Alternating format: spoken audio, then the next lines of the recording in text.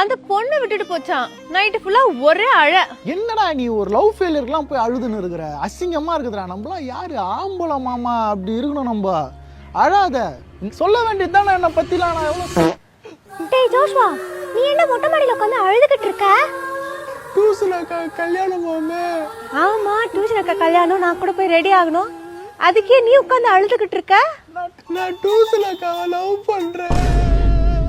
டேய், உன் வயசு என்ன, டியூஷன் அக்கா சைஸ் என்ன? நீ என்ன டியூஷன் அக்காவை லவ் பண்ற?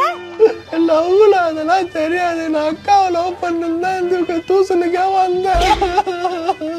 எதையாவது பண்ணி கல்யாணத்தை நிறுத்திடுவோம் போறோம்ங்க. கிறிஸ்டின் கல்யாணம், பிரியாணி போடுவாங்க, 2 நாள் சாப்பிடாம இருக்க. நீ என்ன வந்து கல்யாணத்தை நிறுத்திடலாம்னு சொல்ற? பிரியாணியா? இந்த மேட்ரு என்கிட்ட யாருமே சொல்லவே இல்லை.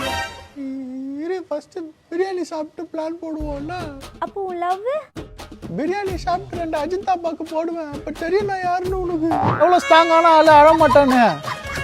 ஏய், வேற மாதிரி ஆயிடுவேன். நீ ஏன் சிரிக்கிற?